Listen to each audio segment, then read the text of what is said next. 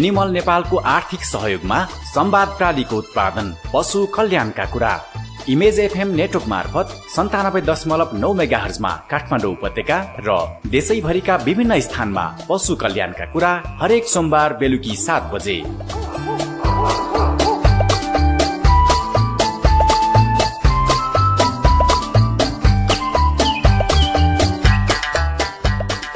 नमस्कार।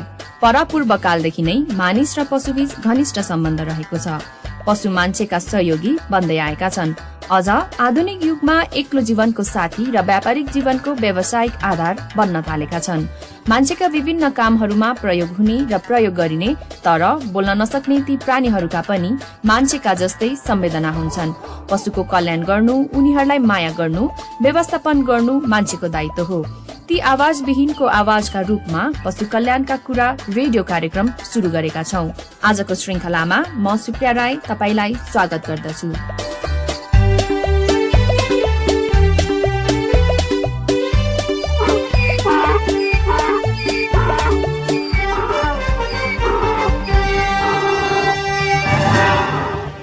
आजको कार्यक्रममा समावेश हुने मुख्य सामग्रीहरू: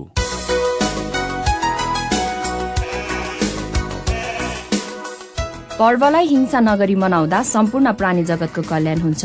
बाचुन्जेल करुणा देखाउँ भन्दै बलिको अर्थ बुझाउनु हुने संस्कृति अध्येता तथा अभियन्ता घनश्याम कोइरालासँगको छोटो कुराकानी, असहाय चौपायाको स्वास्थ्य उपचार गराउन खबर गर्न सकिने संस्थाहरू छन् भन्ने जिज्ञासाको पशु चिकित्साबाट उत्तर खोज्ने र पशु प्रेमीहरूको भावना सुनाउन आज हामी आएका छौं। साथमा साताको प्रश्न, केही खबर र सन्देशहरू पनि छन्। कार्यक्रम सुन्दै रहनुहोला।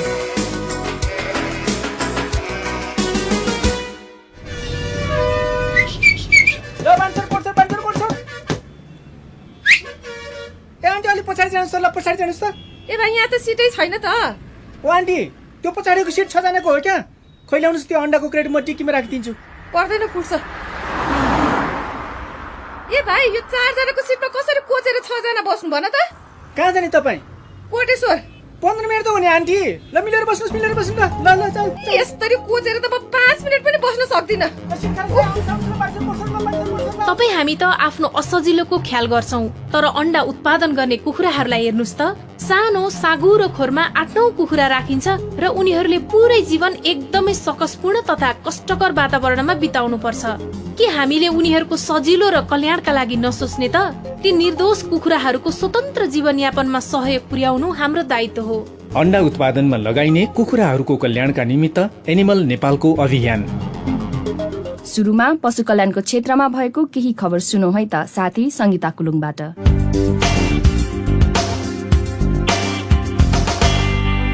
राष्ट्रिय पशु पंक्षी स्रोत व्यवस्थापन तथा प्रवर्धन कार्यालयले पशु नस्ल सुधारका माध्यमबाट पशुजन्य पदार्थको उत्पादन एवं उत्पादकत्व बढाई खाद्य तथा पोषण सुरक्षाको सुनिश्चितता गर्न आग्रह पनि गरेको छ। यस्तै रैथानी तथा लोपन्मुख पशु पंक्षीहरूको संरक्षण, सम्वर्धन र सदुपयोग गर्न तथा आफ्ना पशु पंक्षीहरूलाई नियमित रूपमा परिजीवी नियन्त्रण गरी विभिन्न संक्रामक रोग विरुद्ध खोप लगाउन सूचित गरेको छ।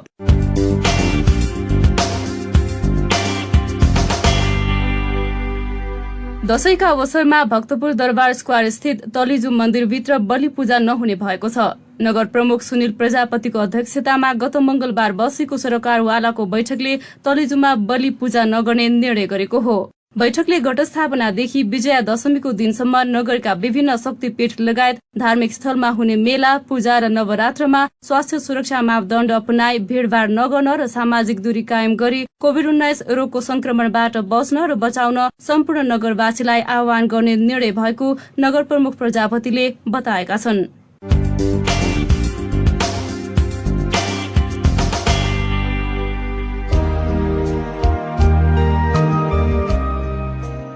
कार्यक्रममा अब छोटो तर थाहा पाउने पर्ने कुरा राख्छु है त। पशुहरूको पनि हामी मानिसको जस्तै आधारभूत अधिकार छन्। ती हुन् पशु पंक्षीको भोक प्यास मेटाउन पाउने स्वतन्त्रता, आरामदायी ढंगले जिउन पाउने स्वतन्त्रता, रोग घाउ र चोटपटकबाट स्वतन्त्रता, सामान्य आफ्नो बानी वा स्वभाव देखाउन पाउने स्वतन्त्रता, डर, त्रास र तनावबाट मुक्त रहन पाउने स्वतन्त्रता। श्रोता, के हामीले यी स्वतन्त्रता पशुलाई दिन सकेका छौं? हामीले बोल्छौं हाम्रो स्वतन्त्रताको लागि, तर के ती अबोध प्राणीको स्वतन्त्रताको आवाज सुन्न र बुझ्न सकेका छौं?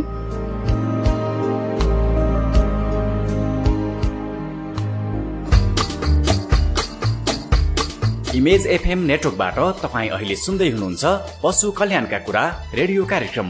यो कार्यक्रमलाई तपाईँले www.animalnepal.org र रेडियो संवादको युट्युब च्यानलबाट फुर्सदको समयमा डाउनलोड गरी सुन्न सक्नुहुनेछ। सजिलोका लागि एनिमल नेपालको फेसबुक पेज www.facebook.com/animalnepal.org बाट पनि कार्यक्रम डाउनलोड गर्ने लिंक प्राप्त गर्न सक्नुहुनेछ।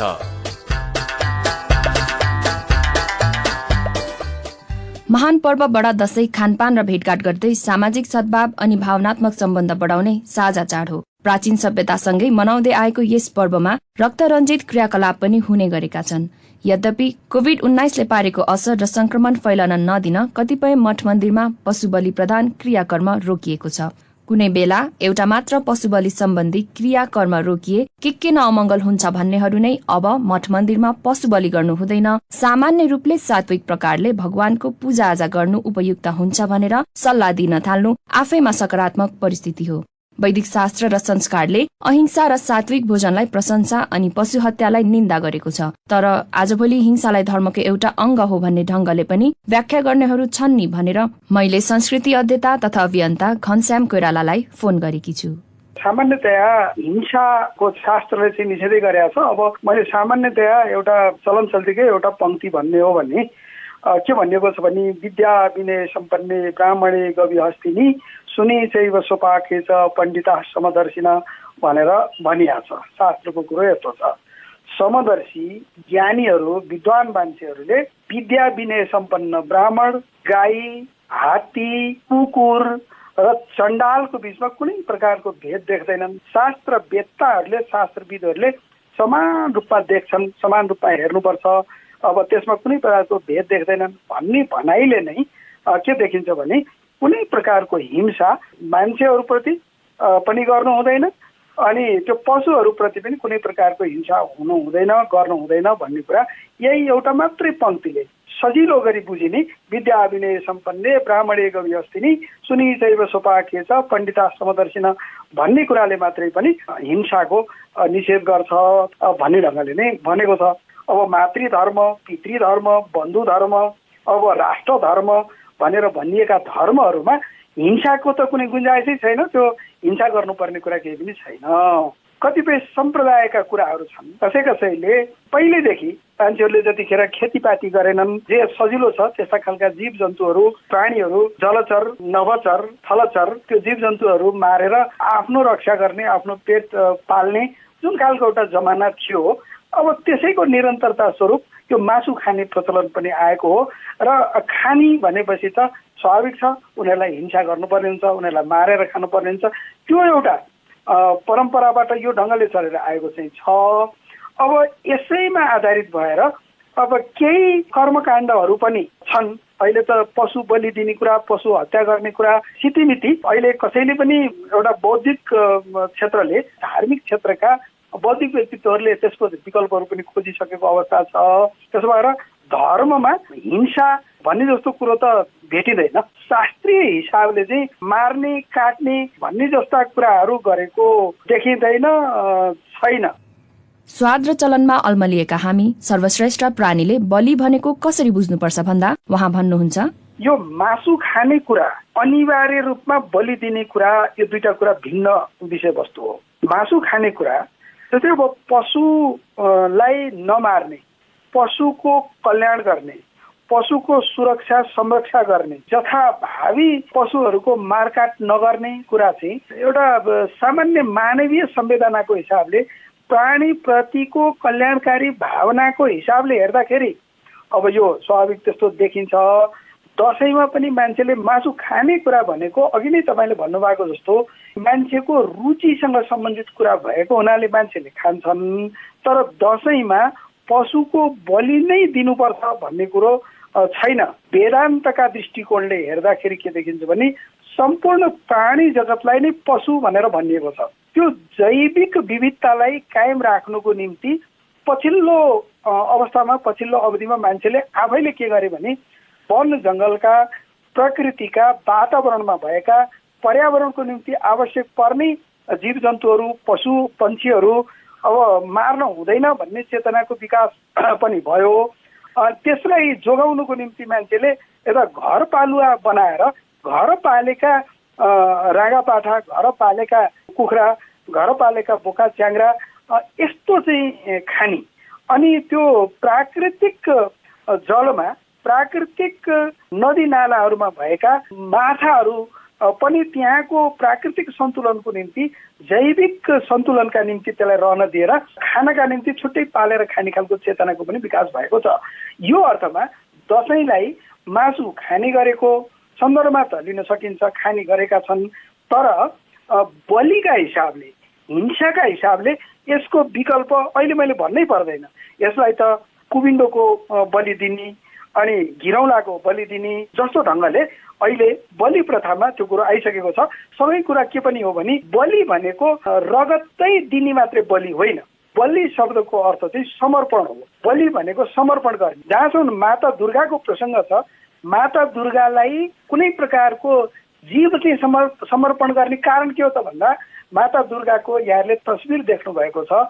माता दुर्गाको वाहनको यहाँले स्मरण गर्नुभयो भने उहाँ चाहिँ सिंहवाहिनी हुनुहुन्छ, उहाँ सिंहमा चढ्नुहुन्छ, बाघमा चढ्नुहुन्छ। त्यो माताको निम्ति, दुर्गा माताको निम्ति खसी बोका दिएको कुरा चाहिँ होइन। त्यो चाहिँ के हो भने उहाँ जसमा सवारी गरेर आउनुहुन्छ, दुर्गा भनेको दुर्गमा बसेर युद्ध गर्ने योद्धा हुनुहुन्छ। उहाँ सन्तानको हितको निम्ति उहाँ लड्ने हुनुहुन्छ। उहाँको वाहन नै बाघ थियो, उहाँको वाहन नै सिंह थियो। सिंह बाहिनी भएको हुनाले उहाँलाई सम्मान गर्नुको निम्ति अब उहाँलाई त खिर पकाएर दिइन्थ्यो, उहाँलाई त मिष्टान्न भोजन गराइन्थ्यो, उहाँलाई त अरू चिजहरू दिइन्थ्यो, तर उहाँको वाहनलाई त खिर पकाएर दिएको हुँदैन थियो। सँगै भएको वाहनका लागि अनुकूल हुने भोजन दिँदाखेरि अब त्यो बलि, त्यो अर्को खालको पशु त्यहाँ चाहिँ दिएको, काटिएको भन्ने खालको सन्दर्भ हो। अब यसलाई मान्छेले मातालाई नै चढाउनुको निम्ति दिने जस्तो गरिदियो। माता त सबैको माता हो। त्यसो भएर पशु पन्छी यो चर अचर सबैको चाहिँ माता भएको हुनाले मातालाई बलि दिने खालको कुरा छैन। यो चाहिँ समर्पण गर्ने कुरा हो। बलि शब्दको अर्थ दिनु, अर्पण गर्नु, उपहार दिनु भन्ने हुन्छ भन्ने पनि बुझियो। तर यो पर्व विशेष कुरा भयो। बाचुन्जेल प्राणीलाई करुणा देखाएर माया दिएर पनि त राख्न सकिन्छ। किन हामी अमानवीय व्यवहार देखाउन उत्तेजित हुन्छौँ? खाने कुरा एउटा कुरा हो। उनीहरूलाई निर्दयतापूर्वक यातना दिने, दुःख दिने, नाकै छेडेर कानै छेडेर मुखै थुतुनो बङ्ग्याएर उनीहरूलाई यातनामय बनाउने कुरा चाहिँ गलत हो। त्यस्तो गर्नु हुँदैन कुनै पनि धर्मले। मैले यसमा हिन्दूको मात्रै कुरा गर्दैन, हामी हिन्दूहरूको त धर्मकै कुरा वास्तवमा भन्ने हो भने अहिंसा परमो धर्म भनेर भनेको छ। कुनै प्रकारको पनि हिंसा गर्नु हुँदैन नै भन्ने छ। कल्याणको भाव राख्नुपर्छ। अब उनीहरूको र हाम्रो सम्बन्ध जीवो जीवस्य जीवनम भनेको ढङ्गले एउटा जीव अर्को जीवको जीवन हुन्छ भन्ने सन्दर्भमा एउटा जीव मारेर अर्को जीवले खाने गर्ने कुरा त्यति अर्थपूर्ण नभए पनि यसको आधारमा मान्छेले खाने गर्छन्। तर उनीहरूलाई दुःख दिनु हुँदैन, उनीहरूको स्याहार सम्हार राम्रो गर्नुपर्छ। अब उनीहरूलाई काट्न मार्नै लैजाँदाखेरि पनि यातनापूर्ण ढङ्गले उनीहरूलाई दुःख दिँदै, त्यहाँ कराउँदै, घिसार्दै, दिशा पिसा चुहाउँदै बर्बरतापूर्ण ढङ्गले त्यो काट्ने मार्ने बेलामा पनि त्यस्तो व्यवहार गर्नु हुँदैन र अरू बेलामा त त्यस्तो गर्नै हुँदैन। किनभने प्राणीहरू हामी मान्छेको निम्ति नजिकका जनावर हुन्, प्राणी हुन्। त्यसो भएर उनीहरूसँगको हाम्रो जुन अन्यन्याश्रित सम्बन्ध छ यो सम्बन्धलाई एकदम प्रगाढ बनाउनुपर्छ। किनभने उनीहरूले आफ्ना अधिकारको निम्ति आफू आवाज उठाउन सक्दैनन्। उनीहरूप्रति हामीले सुरक्षाको भाव, उनीहरूप्रति संरक्षणको भाव, उनीहरूप्रति करुणाको भाव, कल्याणकारी भाव चाहिँ हामीले राख्नुपर्छ। यस्तो गर्नुपर्छ भन्ने कुरा हिन्दू संस्कृतिमा उल्लेख गरिएको छ। यस्ता थुप्रै प्रसङ्गहरू हिन्दू संस्कृतिमा चाहिँ पाइन्छ।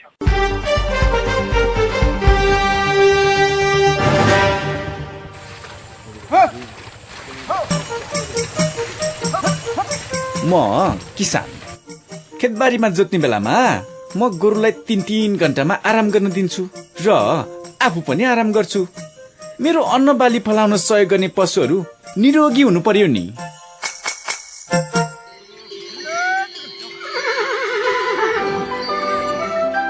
म हिमाली बस्तीमा सामान ढोवानी गर्ने मान्छे, तर म घोडा खच्चर चौरीलाई लगातार भारी बोकाउँदिन।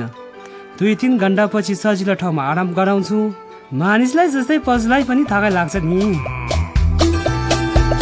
काममा लगाइने पशुहरू जस्तै घोडा, गधा, खच्चड, चौरी या गोरु, रागा आदिलाई काममा लगाउँदा हरेक 3 घण्टाको बीचमा आधा घण्टा आराम गर्न दिउँ र आराम गर्ने समयमा केही दाना पानीको पनि व्यवस्था गर्नुपर्छ। हाम्रो समृद्धिमा साथ दिने पशु पन्छीहरूलाई हामीले स्वस्थ राख्नुपर्छ। पशु कल्याणका लागि एनिमल नेपाल। अब भने पशु कल्याणका लागि नागरिक दायित्व स्तम्भतर्फ लागौं। पशुप्रेमीहरू सदैव पशुप्रति माया स्नेह देखाइरहेका हुन्छन्। पछिल्लो समय सामाजिक सञ्जालमा पनि पशुप्रति गरिने व्यवहारका विषयमा आवाज उठ्ने गरेको छ।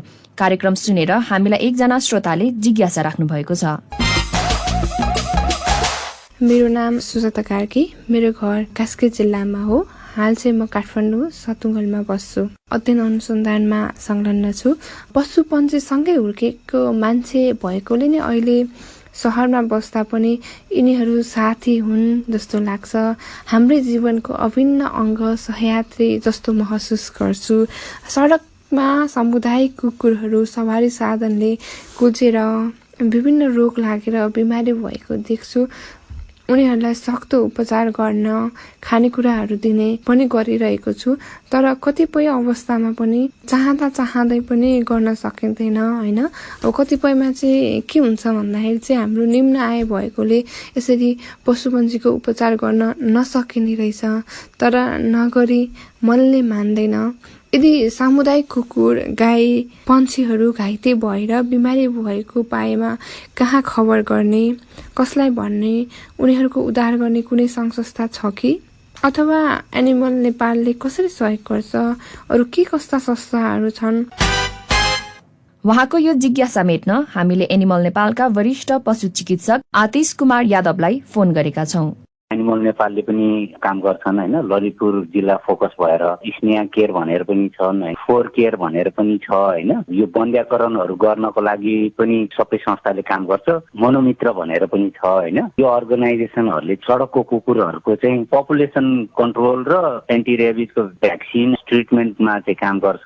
क्याट भन्ने संस्था पनि छ। यो सबै संस्थाहरू चाहिँ काठमाडौँ भ्यालीमा चाहिँ डिफ्रेन्ट ठाउँहरूमा जस्तो काठमाडौँ जिल्ला, ललितपुर जिल्ला यसरी चाहिँ काम गरिरहेको छ। यस्तो पर्यो भने नजिकको ठाउँमा चाहिँ फोन गर्नुभयो भने कोही न कोही कसैले चाहिँ मलाई जहाँसम्म लाग्छ हेल्प सक्दो गर्छन् नै। कहिलेकाहीँ चाहिँ आफैले लगिदिनु पर्ने हुन्छ, त्यो अर्गनाइजेसनसम्म पुर्याइदिनु पर्ने हुन्छ।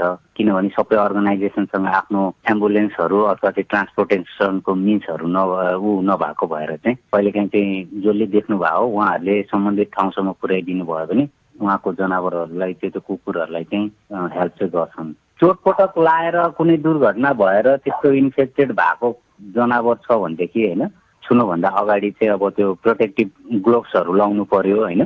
त्यो जनावरहरू छुइसकेपछि अथवा चाहिँ इन्फेक्टेड जनावरहरू छुनु भएको छ भनेदेखि साबुन पानीले चाहिँ हात धुनु पर्यो अथवा चाहिँ डिसइन्फेक्ट गर्नु पर्यो होइन। किनभनेदेखि कतिपय डिजिजहरू चाहिँ जनावरबाट मान्छेमा पनि सर्न सक्छ। त्यस्तोलाई हामी जुनोटिक डिजिजहरू भन्छौँ होइन। त्यस्तो डिजिजहरू एनिमलहरू कन्डिसनको छुनु भएको छ भनेदेखि यो ग्लोभ्स लाउने, मास्क लाउने, आफ्नो हात चाहिँ राम्रोसँग सफा गर्ने अथवा चाहिँ कहिलेकाहीँ अब त्यो घर पुगेर चाहिँ आफ्नो लुगाहरू चाहिँ चेन्ज गर्नुपर्ने त्यस्तो चाहिँ गर्नुपर्छ, नुहाउनुपर्छ। त्यस्तो कुराहरू चाहिँ एकदम ख्याल राख्नुपर्छ।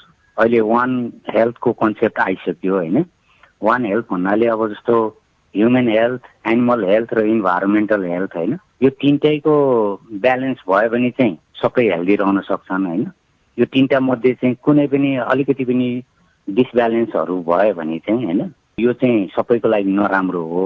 त्यही भएर चाहिँ सबै मान्छेले चाहिँ आफ्नो हेल्थ मात्रै नहेरेर छेउमा रहेको चाहिँ जनावरको हेल्थ हेरिदिनु भएन भने चाहिँ हामी मान्छे पनि कहिले पनि निरोगी अथवा स्वस्थ रहन सक्दैनौँ। त्यही भएर यो कुरालाई कसैले नकार्न पनि सक्दैन होइन। त्यही भएर जनावर बिरामी छ अथवा चाहिँ घाइते छ अथवा चाहिँ केही डिजिजै छ भने पनि त्यसलाई सम्बन्धित ठाउँसम्म सम्बन्धित व्यक्तिहरूसँग कन्सल्ट गरेर चाहिँ राम्रो गर्न सकिन्छ जस्तो लाग्छ। र जनावर भयो भन्दैमा चाहिँ कसैले पनि अनावश्यक त्यो जनावरहरूलाई दुःख दिने, पीडा दिने अथवा चाहिँ दुर्छिया गर्नु चाहिँ हुँदैन। कार्यक्रम सुनेर केही सचेत नागरिकले हामीलाई आफ्नो विचार पठाउनु भएको छ। सुनौ त उहाँहरूको सचेत विचार। नमस्कार, म कुमार नेउपाने। पशुपालन जनावर तथा पशुपक्षी पाल्ने पेशा हो। नेपालमा गाई, भैँसी, बाख्रा, राँगा, भेडा, गधा, खच्चड, गोरु, सुँगुर, बङ्गुर आदि जनावरहरू तथा हाँस, कुखुरा आदि पंक्षीहरू दूध, मासु, घरायसी सजावट तथा सुरक्षा आदि उद्देश्यले पाल्ने गरिन्छ। पशु कल्याण निर्देशिका अनुसार विभिन्न पशु कल्याण सम्बन्धी व्यवस्थाको सुनिश्चित गरिएको पाइन्छ, जस अन्तर्गत पशुप्रति हुने निर्दयी व्यवहारको रोकावट, आफूले पालेका पशुलाई सम्बन्धित स्थानीय तहमा दर्ता गर्ने, मरेको पशुको सिनो सुरक्षित तवरले व्यवस्थापन गर्ने, आफ्ना पशुलाई लाग्ने सामान्य रोगहरूको लक्षण देखिएमा रोकथामको बारेमा आवश्यक जानकारीहरू लिने, पशु कल्याणसँग सम्बन्धित कार्यक्रमहरू कार्यान्वयन गर्न सहयोग गर्ने जस्ता कुराहरू उल्लेख गरिएको पाइन्छ। अब बडा दशैंको समयमा विभिन्न पशु पंक्षीहरूको अनावश्यक रमाइलोको लागि धर्म संस्कृति बचाउने बहानामा हत्या हिंसा गर्न बन्द गरी सामाजिक दूरी अपनाएर पारिवारिक रमाइलोको साथ बडा दशैं मनाऊ भन्दै बडा दशैं 2078 केही नयाँ सोच र पुरानो गलत धारणाहरू हटाउँदै जाउँ भनी सबै नेपाली दाजुभाइ दिदीबहिनीहरूलाई शुभकामना व्यक्त गर्न चाहन्छु। धन्यवाद। दुर्गा आचार्य, म पत्रकारिता गर्छु। यो संसारमा 7 अर्ब मान्छेको जति अधिकार छ, यहाँ भएका किरा फट्याङ्ग्रा जनावरहरू सबैको चाहिँ त्यत्तिकै अधिकार छ यो पृथ्वीमाथि। एउटा जनावरको अस्तित्व नरहने बित्तिकै चाहिँ इकोसिस्टमै नष्ट हुने अवस्था हुन्छ। त्यसले गर्दाखेरि अहिले यो जलवायु परिवर्तनबाट विभिन्न समस्याहरू देखिराखेको छ। त्यो मान्छेले पृथ्वीमाथि गरेको ज्याजतीको कारण चाहिँ भइराखेको छ। पृथ्वीमा भएका जीव जन्तु जनावरहरूको संरक्षण गर्न नसकेको कारण चाहिँ यो सबैले हामीलाई हानि गरिराखेको छ र त्यसको असर चाहिँ मानिसमा देखिएको छ। जनावरमा के गुज्रिएको छ भन्ने कुरा हामी कहिले पनि बुझ्न सक्दैनौं र बुझ्दा पनि बुझ्दैनौं, बुझ्न जरुरी ठान्दैनौं। तर अब ढिला भइसकेको छ। जनावरको हक अधिकारको लागि हरेक जनावरको संरक्षण गर्नु, उनीहरूको चाहिँ जीवनको रक्षा गर्नु हामी जस्तो विवेकशील मानिसको कर्तव्य हो। आज मिठो मिठो हरियो घाँस खाऊ तिमीहरू। अनि यी रेडियोमा गीत आउँदैछ सुनेर ओग्राउँदै बस तिमीहरू। हल्ला नगरी बस है बाबा। ल म गएँ। हाम्रा बाको बानी पनि अचम्मको छ भने गाई बाख्रा कुखुरासँग एक्लै के गफ गरेर बस्नुहुन्छ। हुँदा हुँदा अब हामीले सुने रेडियो समेत लगेर गोठमा झुन्ड्याइदिनु भएको छ। होइन, पशु पन्छीलाई माया गर्दा गर्दा हाम्रा बाले छोराछोरीलाई माया गर्न बिर्सिने त होइन। पशुलाई राख्ने ठाउँ सम्म मिलेको, पानी नजम्ने, सोत्तर ओछ्याएको, सुरक्षित र आरामदायी हुनु पर्दछ। पशुलाई पनि संगीत सुन्न मन लाग्छ, रेडियो बजाइदिनुस्। फुर्सदको समयमा यताउता डुल्ने, घाम ताप्ने, आनन्दसँग चर्ने, खेल्ने ठाउँको व्यवस्था मिलाइदिनुस्। फाइदा हामी मानिसलाई नै हुन्छ। पशु कल्याणका लागि एनिमल नेपाल। अब कार्यक्रममा साताको प्रश्न। हामीले सोधेको प्रश्नको उत्तर खोजेर पठाउनुस् न है। सही उत्तर पठाउनुहुने श्रोतालाई हामीले उचित पुरस्कार पनि प्रदान गर्नेछौ। प्रश्नको सही उत्तर आउने शनिबारसम्म पठाइसक्नु पर्नेछ। लौ त यो साताको प्रश्न। बलि शब्दको अर्थ के हो? प्रश्न फेरि एकपटक सुन्नुहोस् है। बलि शब्दको अर्थ के हो? कार्यक्रमको अन्तिममा हामीसँग सम्पर्क गर्ने माध्यमहरू। इमेल पठाउन चाहनुहुन्छ भने animalnepal@gmail.com।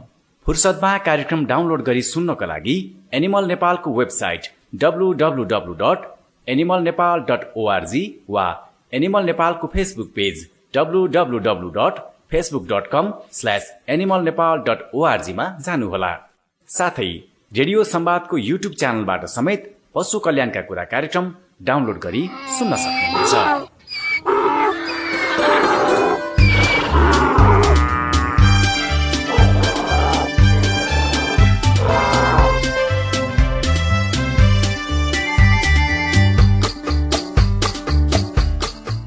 आजलाई कार्यक्रम पशु कल्याणका कुरा यति नै। अर्को सोमबार बेलुकी 7 बजे इमेज FM नेटवर्क मार्फत काठमाडौँ उपत्यका र देशका विभिन्न स्थानमा एकसाथ उपस्थित हुनेछौ। आज्ञा दिनुहोस्। नमस्ते, शुभरात्रि।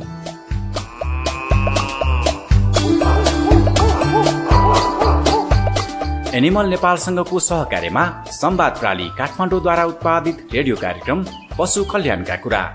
कार्यक्रम उत्पादन सहयोगी सम्झना गौतम र विष्णु खनाल। सामग्री संकलन संगीता कुलुङ। प्रस्तुतकर्ता सुप्रिया राई।